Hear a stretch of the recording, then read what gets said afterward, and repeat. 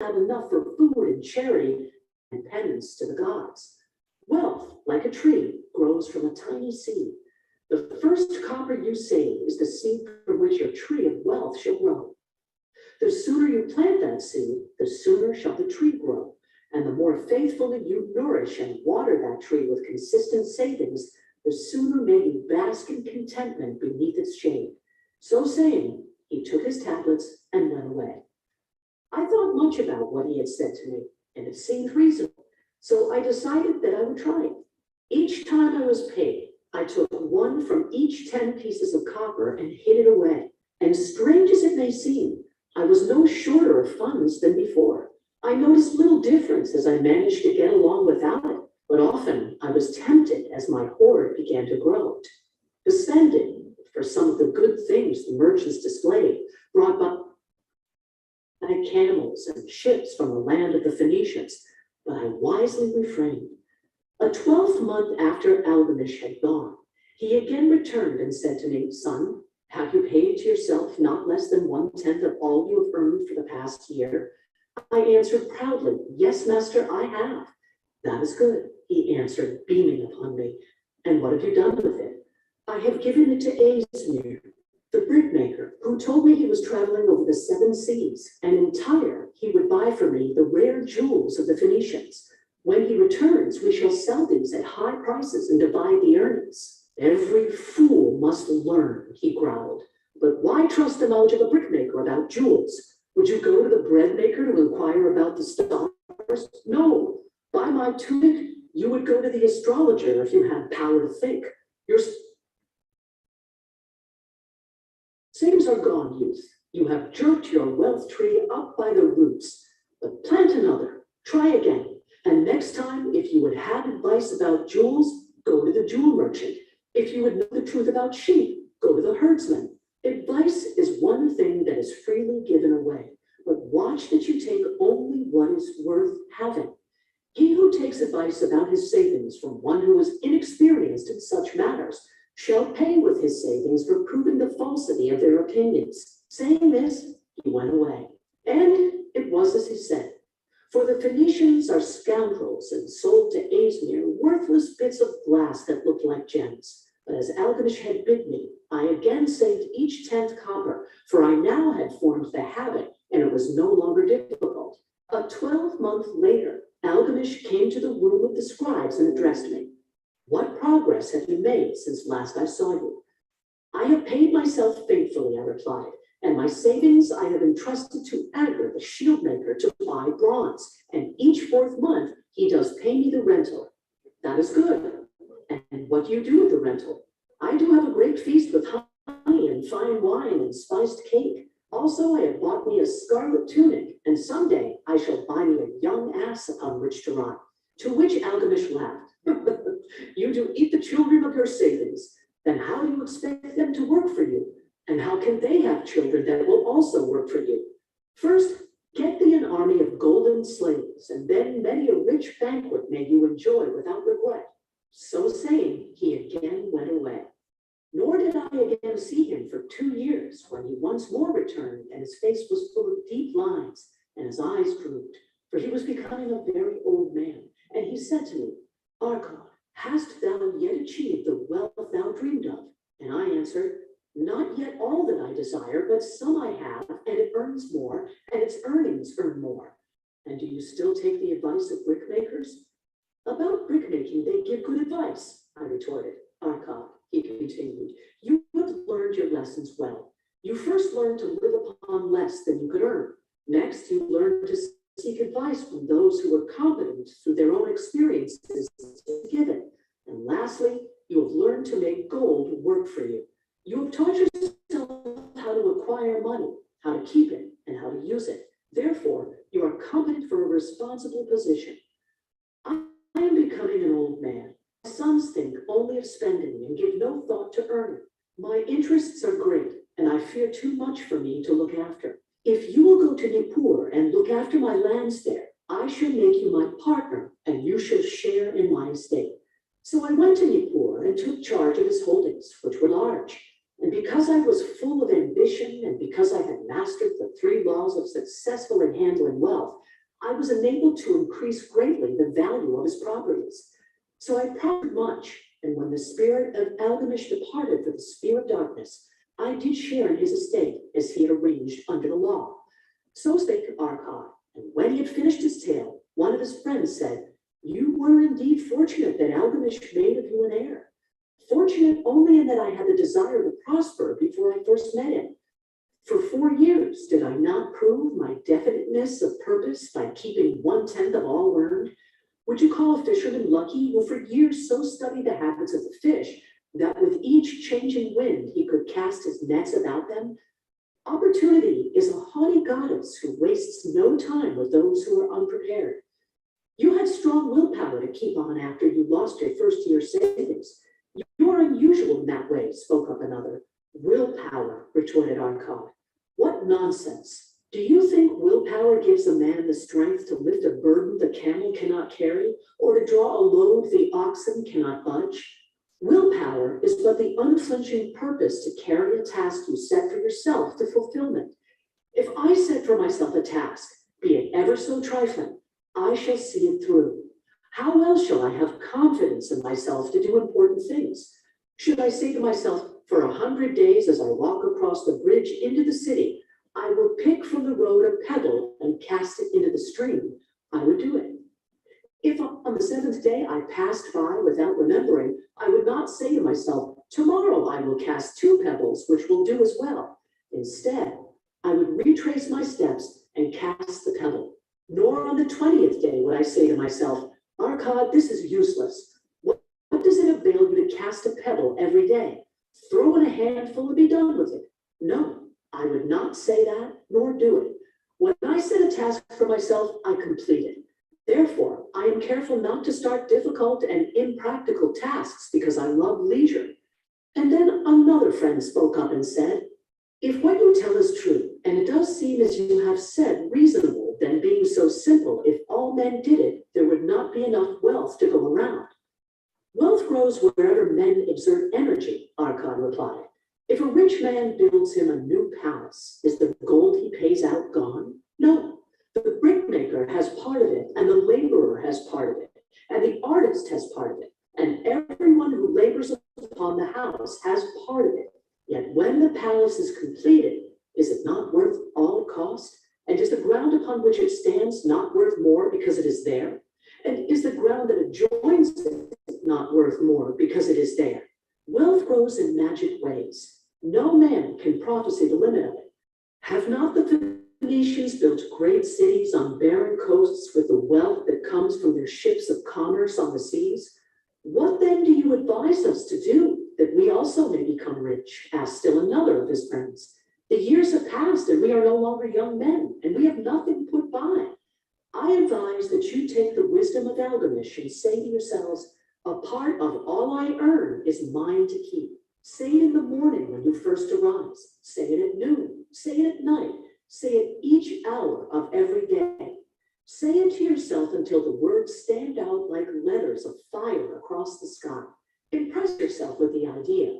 Fill yourself with the thought. Then take whatever portion seems wise. Let it be not less than 1/10 and lay it by. Arrange your other expenditures to do this if necessary, but lay by that portion first. Soon you will realize what a rich feeling it is to have something upon which you alone have claim. As soon as it will stimulate you, a new joy of life will thrill you. Greater efforts will come to you to earn more. For of your increased earnings, will not the same percentage be also yours to keep? Then learn to make your treasure work for you. Make it your slave. Make its children and its children's children work for you. Ensure an income for thy future. Look thou at the aged, and forget not that in the days to come, thou also will be numbered among them. Therefore, invest thy treasure with greatest caution that it be not lost. Usually, rates of return are deceitful sirens that sing but to lure the unwary upon the rocks of loss and remorse. Provide also that thy family may not want should the gods call you to their realms. For such protection, it is always possible to make provision with small payments at regular intervals. Therefore, the provident man delays not in expectation of a large sum becoming available for such a wise purpose. Counsel with wise men. Seek the advice of men whose daily work is handling money. Let them save you from such error as I myself made in entrusting my money to the Jordan risk. Enjoy it while you are here. Do not overstrain or try to save too much. If one, be content to keep this portion. Live otherwise according to your income, and let not yourself be afraid to spend. Life is good, and life is rich with things worthwhile and things to enjoy. His friends thanked him and went away. Some were silent because they had no imagination and could not understand. Some were sarcastic because they thought that one so rich should divide with old friends not so fortunate. But some had in their eyes a new light. They realized that Algamish had come back each time to the room of the scribes because he was watching a man work his way out of darkness into light. When that man had found the light, a place awaited him. No one could fill that place until he had for himself worked out his own understanding, until he was ready for opportunity. These latter were the ones who in the following years frequently revisited Arcot, who received them gladly. He counseled with them and gave them freely of his wisdom, as men of broad experience are always glad to do. And he assisted them in so investing their savings that it would bring in a good interest with safety and would neither be lost nor entangled in investments that paid no dividends. The turning point in these men's lives came upon that day when they realized the truth that had come from Algamish to Arcad and from Arcad to them. A part of all you earn is yours to keep. The end. I hope that you've enjoyed this presentation, and please remember to subscribe to receive notifications of upcoming recordings. This recording is a production of the Master Key Society.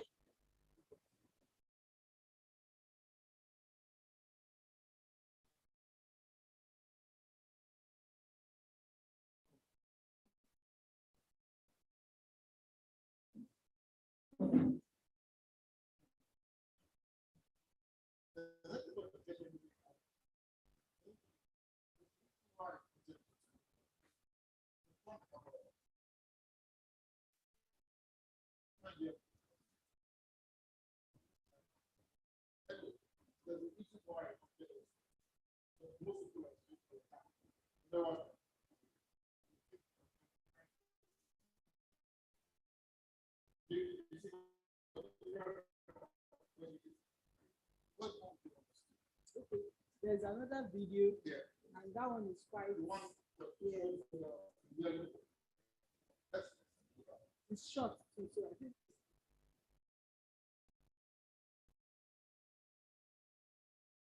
super secret recipe.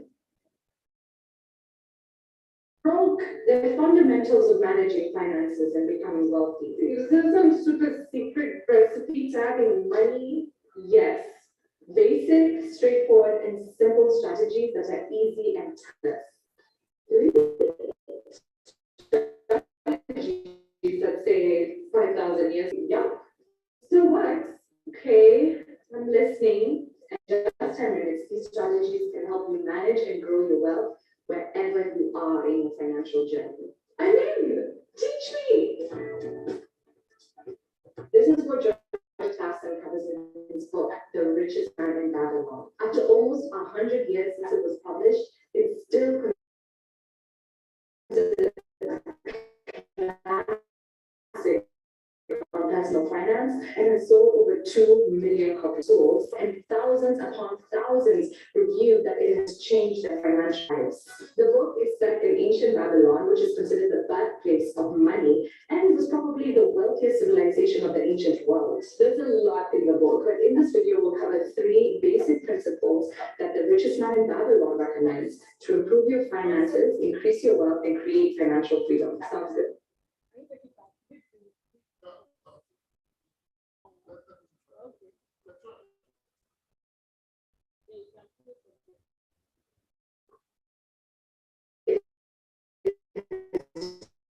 changed their financial lives.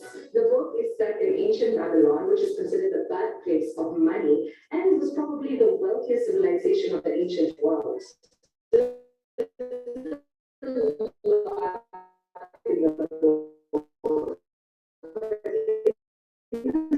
Video will cover three basic principles that the richest will recognize.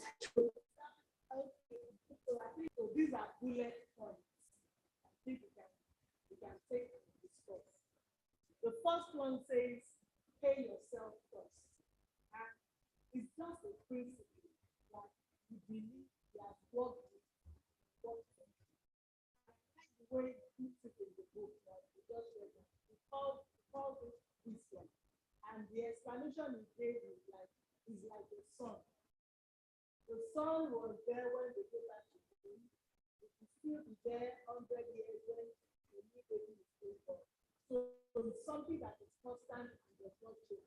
So these are principles that we feel that when we apply it to our personal life, we're definitely going to get the same result that everybody who does it. So the first thing here is that people the percentage of every amount of you make, be it business, be it paid employment, the percentage should be set aside on a regular basis. And he said the least should be 10%. If you are not comfortable with that, it should be reduced. But advice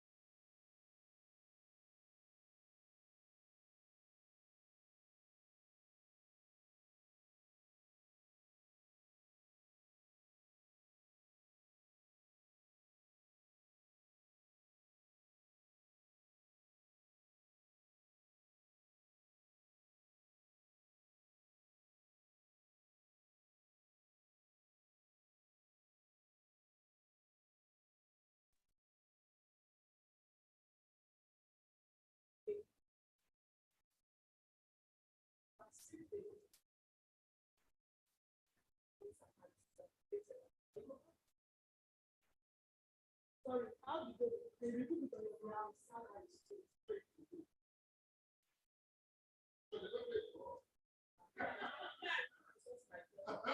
And I think that is good. Because, yeah, I understand. I understand.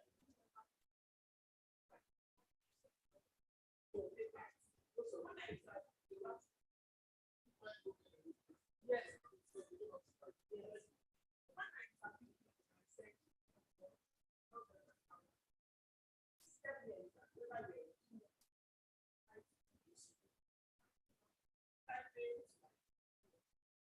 As one place, I have a job, and you go to my price, so I pay my tax, so I'm paying like 20%. So it's tax of people to pay tax. So the way they spend it, I spend it. Save me trust. But 30% that you're taking out. Exactly. Okay. But when you start doing it, okay. Although that one that you said is none of my business. But sincerely, what they are doing is you are actually not paying your tithe. They are just deducting your money. Because seriously, because paying your tithe should come from you. Since you are not the one paying, you do not pay tithe. You not. It's like somebody is taking something, the Bible says God loves a cheerful giver. He wants you to give him. So somebody cannot, it's like your children coming to church and you say, take for offering. You give it to them, they pay. They are not the one paying the offering. They are simply dropping what you into the offering bucket. But when you give your child 1,000 and you tell the child this is your pocket money, and the child now decides to remove 100 naira and pay, he has done something. Something is leaving him. So when they remove it from the outset, actually that's no time. But pay yourself first when we know the benefit, and it's just like time also. It's difficult for you to pay 1 cent. But the truth is that once that 1 cent is paid, there is a law in the spiritual realm that helps you. You say you refuse to borrow.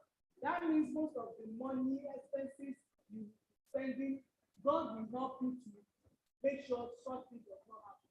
There are some blessings that comes along with you paying your time. So just like this one, there are a lot of blessings that comes with you saving 10%, because that 10% will save you in future. By the time you may not know the benefits when you start because it looks small, but over time, and that is why I like the fact that the example you use is like the man saved what for a year. So it's not something like maybe 1 week, 2 months. No, he said it's saved for a year. So you can imagine what will have happened to his account. So it's not always easy. Nothing good comes easy, but it's just a discipline that we need to embrace. And you will not see the benefit until you actually do it. So it is that doing that is the work. But if we really want to experience what he's talking about, then I don't think there's any other choice than to just practice it. Even though it may be hard, but I beg of you, let's start at least 10%. Then the next one says control your spending. When we control our spending, we saw that we have more. Like we said last week, we talked about budgeting, and I think that's budgeting put in another way. Says control your spending. How do we control our spending? By having a budget. If we are careful enough to write down what we spend our money on, then we can actually sit down and see that there are some things that look like need, but they are not actually need. So by the time you write it down, you will be able to see something that you can actually do without. That if I don't have this, let's say this month, what will happen? If nothing will happen, stop it out. But if you don't write it down, if you don't know what it is that will spend money on, then it won't be doable. So let's have the habit of, okay, this month, what do I need for my household? What are the things that are basic? What are the things that are important? Anyone that we see that we can see that, let's write it up so that 10% doesn't choke us. You have more than enough to save. Then the last one here is put your money to work. Our 10% is not just there for saving sake. It's supposed to help us to do something. So after we have saved up to 10%, anytime we have the opportunity to invest, we should do it. And I so much like the example that he gave, that he went and bought gold using a man that has nothing, no experience whatsoever with gold. And that is how people lose their money. I remember when my dad retired, and some guys just came. Well, there are some guys that are actually watching out for retirement. That's what it is. Once they know you're collecting the gratuity, they will come with you, different business, whatever. So if you are not strong, once you hear their budgeting and you just be carried away before you go to your money. So we shouldn't put our money in a business that we do not understand or someone that we do not trust. If you are not sure, if you have not done your own work, or if you are not sure of the finance company or whoever you want to work, you rather leave your money where it is until you are sure. And again, you can always test the root to see what comes out of it before you put the whole lot. So there's nothing bad in starting. Let's go with this.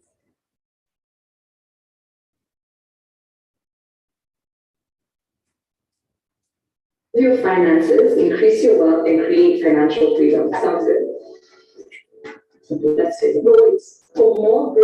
summary videos, subscribe to our channel and hit the notification button. If you find this video helpful, click the like button and let us know what you think. Before we get into the 3 principles, it's important to know that Carson chose Babylon as the setting of his financial principles for reasons more than just its wealth. Why do you think Babylon was one of the wealthiest civilizations of the ancient world? What made it so rich? Can you guess? Comment if you have a guess. Some would think that it was a place with rich resources like nearby forests or rainfall for crops or mines filled with gold. But the truth is that Babylon is not surrounded by wealth. The main resource it had was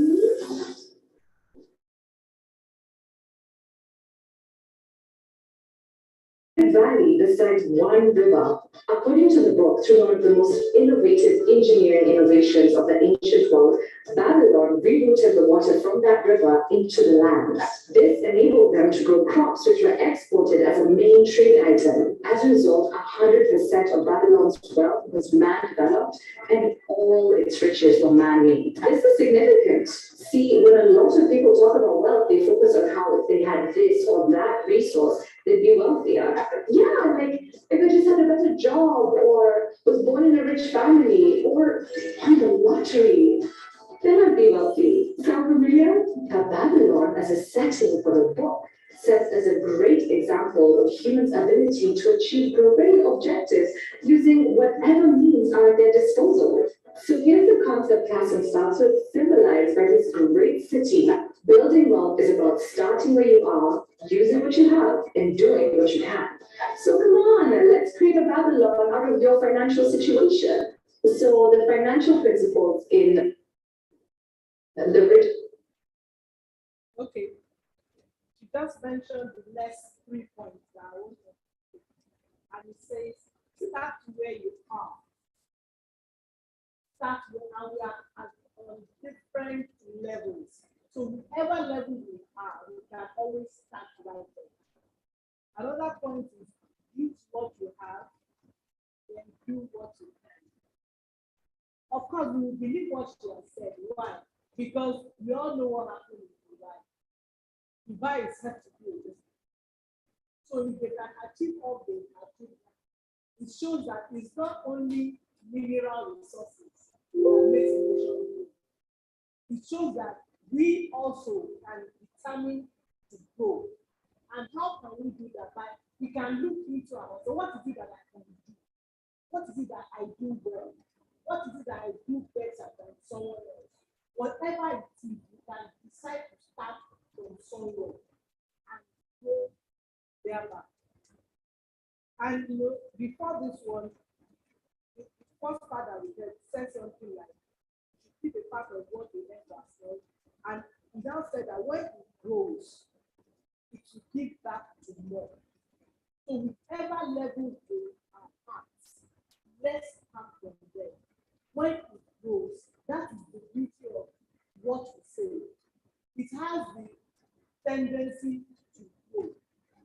And when it grows, it gives back to more. And as long as we do not touch it to eat, as long as every time we touch it, it's all about investing, that means it will continue to grow.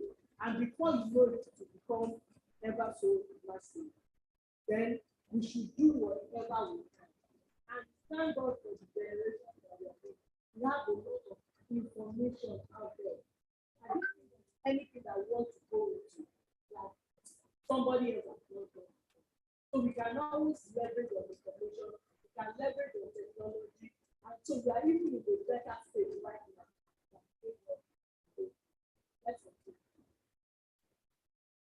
Stories and characters in Babylon. In the book, a king called King Sargon realizes that a lot of Babylon's wealth is held by just a few people, and the masses are generally struggling. He wants all the people in Babylon to become wealthy. He tracks down Arkad, who is described as the richest man in Babylon, to see if there are basic principles of wealth creation that Arkad can teach. Arkad agrees to teach 100 men, with the intention of those 100 teaching others, to eventually spread the knowledge throughout Babylon. We covered 3 of these skills in this video. The first principle Arkad covers is pay yourself first. See, many people think that all their earnings belong to them, but in reality, they give most of it away. In Arkad's example, example, the money is given away to the clothes maker, the landlord, and the shoemaker.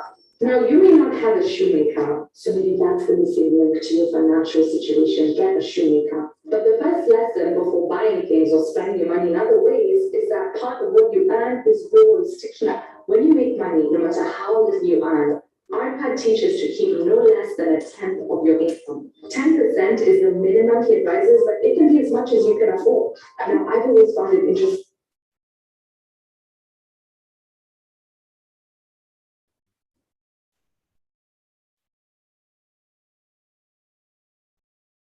Saving is not spending less money. It is the active action of putting away money and basically paying yourself first. Agree? Disagree? Comment. But as we talk about the 10% rule, I can guess your top 3 challenges with this idea. Number 1, just 10%? Many would say this is nothing. Why bother? Will make a difference. To this, I say, wealth, like a tree, grows from a tiny seed. And also, as my mom says to me, if you can't handle a little money, you probably won't be able to handle more. That's right. And remember, if you can afford it, you can always do more than 10%. Second, but what about debts? The book suggests to always save 10%, even if you're in debt. This ensures that even as you work your way out of owing money, you still have a place to create money from. Third, but my expenses are too high. I'll cover the answer to this challenge in the next principle. A final word though. If you have doubts on the impact 10% could have on your finances, consider the wise words of our card. Deride not what I say for its simplicity. Truth is simple. Regarding the third challenge, high expenses, many can relate to the question a student asked our card. What if I don't have 10%? What if my necessary expenses are so high and 10% is a strain? These questions lead us to the second principle, control your spending. In presenting this idea, our card teaches his students 4 principles. Study your expenses, don't confuse wants with needs, budget, and beware lifestyle inflation. First, study your expenses. See, money tends to have the habit of disappearing. You don't account for where it goes. Even little money, but if you sit down and look at the figures, you'll find expenses that can be reduced or eliminated. For example, there are certain expenses that I do automatically on my card. One day, I decided to study my expenses and was surprised to learn that I was spending more than I wanted to on transport. After realizing this, I made certain adjustments that helped me spend less money, which is not saving, on transport, and was able to reroute that money more worthwhile. The second, don't confuse wants with needs.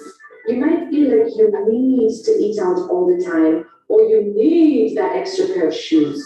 But I do. I just think so cute.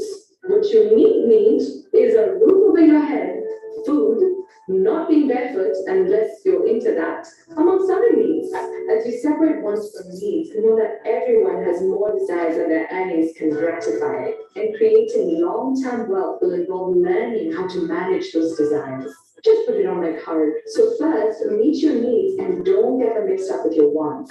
Third, create a budget that fits the 9/10 of your income that's left after you pay yourself. Okay, so when our card mentioned the word budget, one student stood up and said, and I quote, I am a free man. I believe it is my right to enjoy the good things of life. Therefore, I rebel against the slavery of a budget that determines how much I may spend and for what.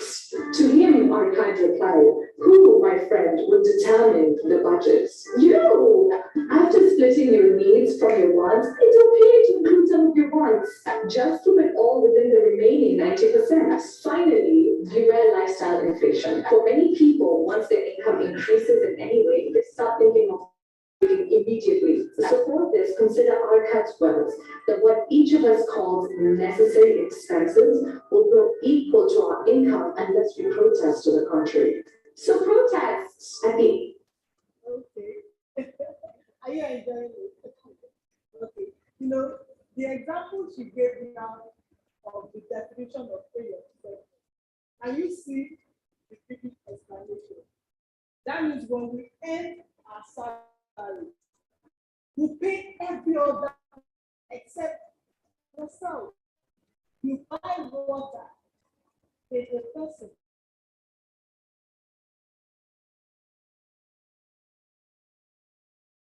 You face to face, all the money you have is going out, and nothing is for you.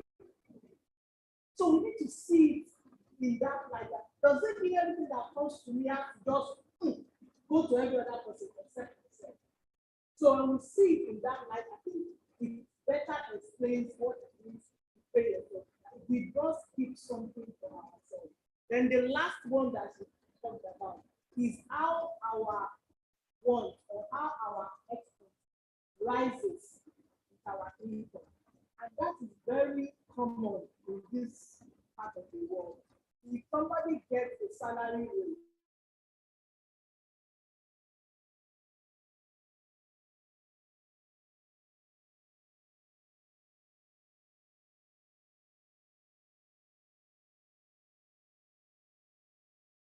the way it shows, and that's because expenses naturally rises your income.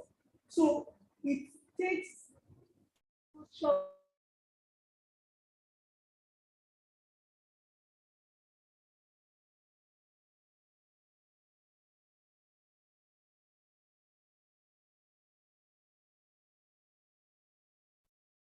Then we keep it up. Your savings increase. I remember there was a time that Pastor told us the story of two employees that got the same rate at the same time. The guy, when he's going to work, he will follow his body. Meanwhile, he used his own to buy a bus. So the bus keeps running, and after a while, he made enough money, got 2 buses. He kept running. After a while, he got another one. By the 2 or 3 years later, this guy's car has depreciated. Meanwhile, he has 3 buses running for him, and he was able to just use part of the profit to now buy his own car. Now they both got the right to their pay, but this other guy is gone. But because that man put his own money to work, he was able to enjoy more in future, and now he has a business that is running. So there is a way expenses tend to rise. It's going to take a special effort for you to know that. And even the government workers, you see, they will shout because they want to increase that, and government will increase. And before the expenses just it will meet up because there is no financial knowledge to back up the increase in salary that they are getting. So they tend to fall back to the same level, and they will forever be asking for it, except their expenses. But do you have any questions? Okay.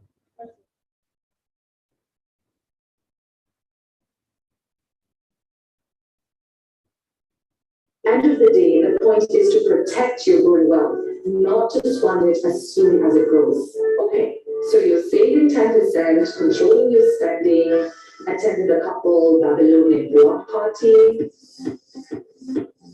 The question on all our minds is, what do you do with a stash of cash? Should you just let it sit there, watching it accumulate, feeling proud of yourself as it grows? No. And that's what the third principle is all about. Put it to work. This is important for a few reasons. Inflation rates affect cash, so it's important to make your money work. Otherwise, over time, its value goes down as everything around you gets more and more expensive.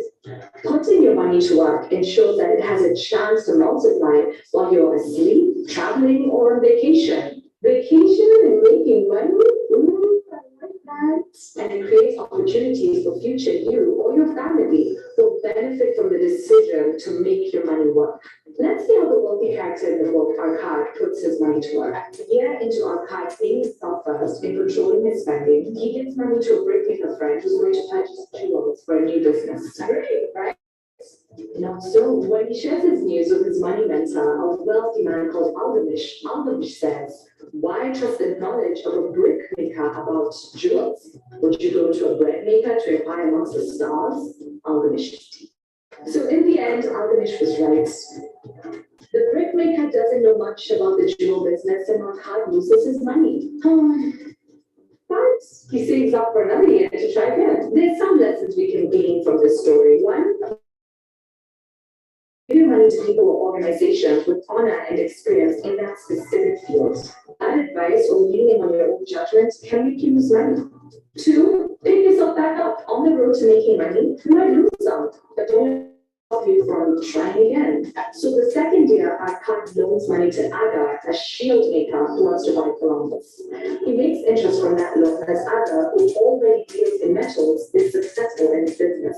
So now he has hello, new money. Which brings us to the question, what do you do when your money makes new money? What does our card do? According to the book, he has a great feast with honey and fine wine and spiced cake. But before we judge our card for spending his extra moolah, this is quite common. When many people make more money, either from a new source or a higher paying job, they tend to inflate their lifestyle, which we talked about in the previous principle. And in response to our card spending his money this way, his mentor shares the following lessons. First, wealth is in not how much money you have. It is in how much more income you're creating from it. Although accumulating is nice, focus more on multiplying what you accumulate because that is what creates wealth. Second, put back your earnings into what made you money.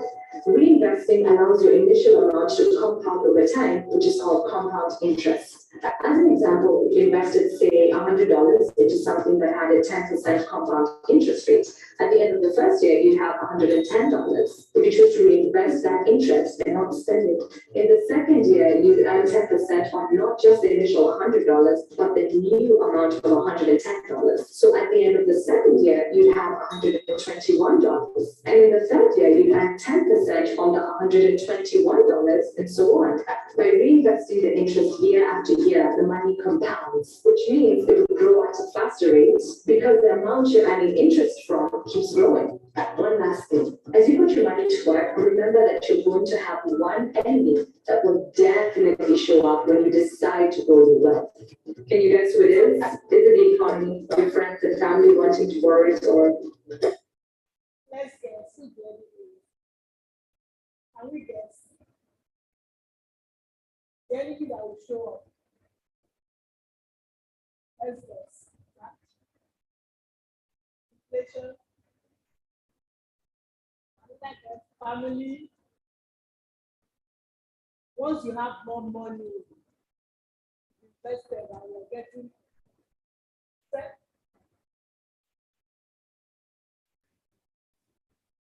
use yourself. Okay. Go on, take on. Let's see.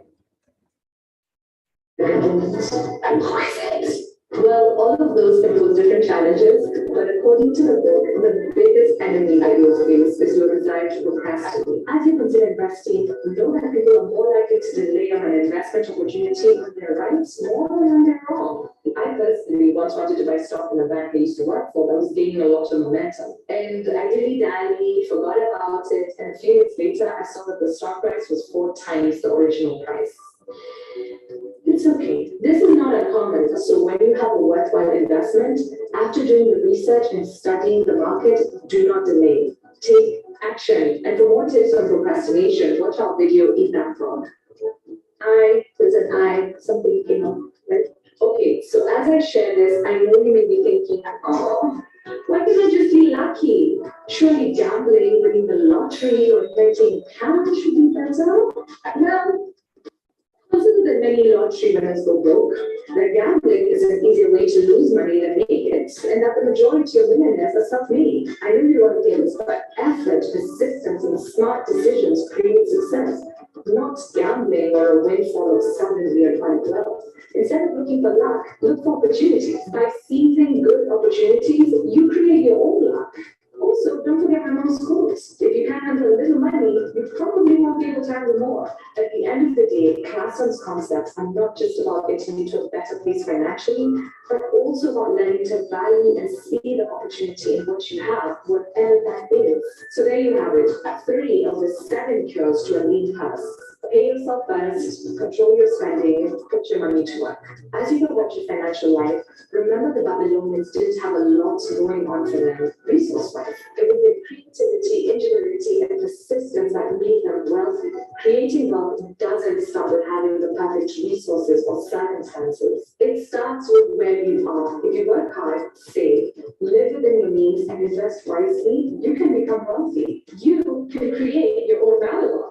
I believe in you. Team you, let me know in the comment section. What was your biggest lesson from this video? Did you practice any of these principles? Ever struggled with procrastination when it comes to investing? The book has lots of big insights into financial principles that we didn't have the time to cover in this video. If you're interested in going deeper, check out the short form guide to the richest man in Babylon. Short form makes the world's best guides to non-fiction books, complete with well-crafted exercises to help you learn faster and remember more. Okay. Okay. Well, in summary, I think one thing that caught my attention when you were talking about aside we looking for places to invest in, any type of business that you do, and especially with the good place to invest. That means you can actually plow back what you do back into your business. At least you can trust that. So while you're looking for other options and other places, you can put your money into a good business that is doing a good place. Then he also encouraged us that it's not what we know. We heard this thing over and over. It's not so much of what we know, it's what we do with it. So I want to pray and enjoy them. Let's start to practice this. It's only when we practice it that we eventually get the results. We are asked to keep up with what we earn, and happen over and over. We should invest in the right trade. And we also say that opportunity comes to us for only those that are prepared to take their opportunity. Let's set our hearts and let's endeavor to take it. And in conclusion, it says, say to yourself, a part of what I have is mine. A part of what I have is mine to give. And that sounds like faith to me. Faith comes like fear. You need to keep saying this.